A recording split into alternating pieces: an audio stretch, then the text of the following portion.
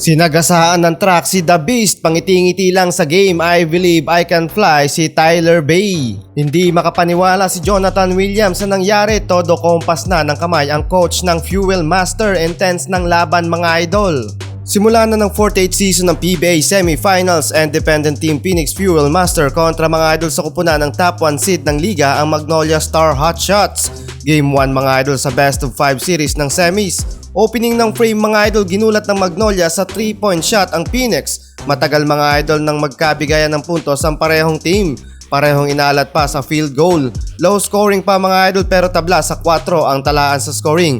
Under 6 minutes na mga idol nang gumalaw ang puntos para sa Phoenix na mwersa na mga idol. Samantalang daming sayang na puntos ang kinakana ng Magnolia sa game, hindi mapinta ang mukha ni Coach Chito Victolero sa nangyayari.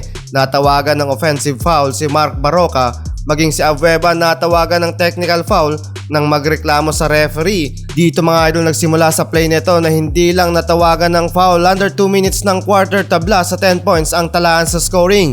Nasagasaan ng track si Abueva, tumba si The Beast. Barroca to steal the ball mga idol, Barroca to Tyler Bay connection, easy dunk mga idol ang import ng Magnolia. And the first half, up by 2 points lang ang Magnolia, 16-18. Second quarter tayo mga idol, nakatulog ata ang depensa ng Phoenix Fuel Master na isahan ni Dionisio. Pero back to back 2 points ang kinakana ni Perkins, samantalang long 2 shot naman kay Tio. Dahil sa magkakasunod na puntos na pinupukol ng Phoenix na ihabol at nalamangan ng 1 point ang Magnolia. Nakakasagot mga idol sa puntos ang Magnolia, yun nga lang nilapitan ng swerte sa 3-point shot ang Phoenix. Last second ng quarter parang I Believe I Can Fly lang si Tyler Bay.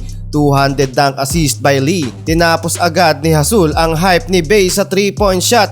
Tumba pa ang bantay and the first half Phoenix to the lead the game. Up by 3 points mga idol, 41-38. Second half tayo mga idol, what an opening para sa Fuel Master. Ganda mga idol ng Bukana with 7 points lead sa game. Si Barroca naman mga idol ang kumakana para sa Magnolia sa opening ng third quarter. Tinignan na lang si Jalalon ng bantay at pinayagang makatira ng 3 sa sideline ng court. And 200 dunk na naman mga idol si Tyler Bay. So far up by 2 points lang ang lamang ng Phoenix sa game. Masyadong nakakatakot yung ginawang play ni Abueva, muntik-muntikan ng maapakan sa mukha ni The Beast ang kanyang kakampi na si Tyler Bay. Pagka fourth quarter mga idol, tumabla pa nga ang talaan sa scoring. Ganda ng laban mga idol dahil dikitan lang score. Halos maiyak ang fans ng Fuel Master sa small run ng Magnolia, samantalang 25 points ang kinamada ni Jason Perkins sa game.